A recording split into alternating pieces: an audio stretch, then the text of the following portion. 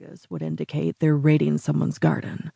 I don't know of any in the area other than ours, and we don't grow that nasty shit. Because none of them could stand the smell of their pee after. What about tracks? It's the weirdest fucking thing.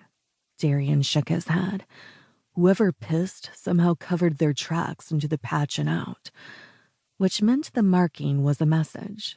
A warning, perhaps, but from whom? Standing by the bay window in the living room, Asher randomly remarked, "Did Big Betty give birth?"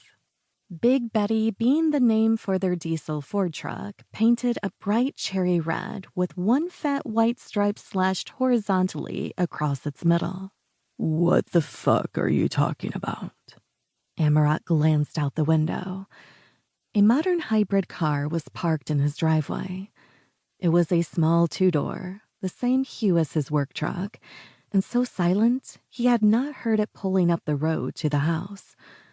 Who the fuck is crazy enough to drive one of those out here? Darian gaped. With good reason. They didn't live in a civilized area of northern Alberta. That thing meets a bison or moose and it's scrap metal. No shit. Then again, pretty much nothing could survive impact with any of the wild animals roaming this area. How many hamsters do you think it has running under the hood? Asher never took shit seriously. Not many, considering the driver is tiny. Indeed, the woman exiting the car couldn't have been more than 5 feet, maybe a few inches over. Shapely, though. Her jeans hugged rounded hips, and her t-shirt clung to her tits. Nice tits, Amarok should add.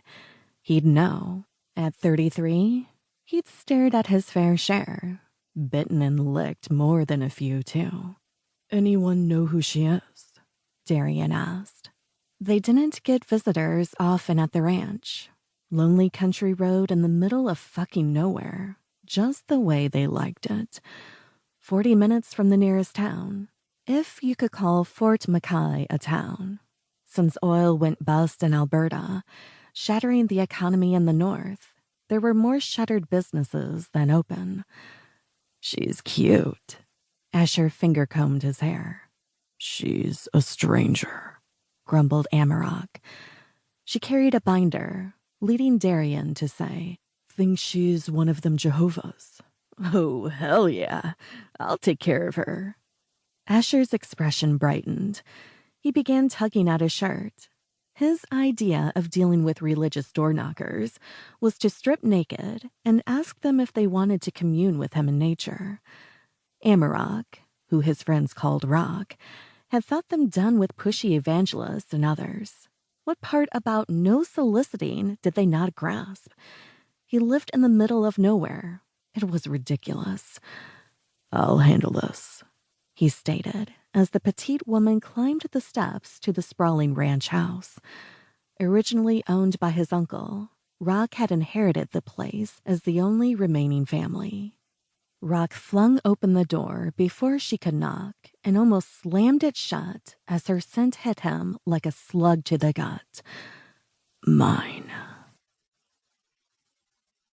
Chapter 2.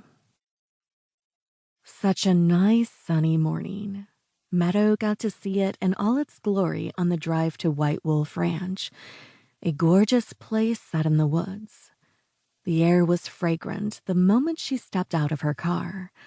Pine and green stuff growing, which her mom said wasn't a description, and yet it summed it up perfectly for Meadow. Bees hummed, branches creaked, the noises of nature. She felt utterly at peace and couldn't help but smile with happiness as the door to the house opened before she could even knock.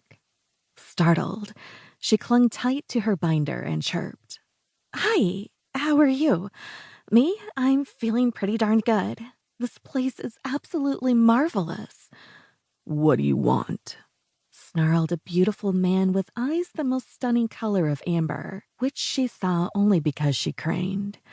He towered over her, which wasn't hard to do. He scowled, quite formidably, not that it detracted from his attractiveness. She'd never truly grasped the term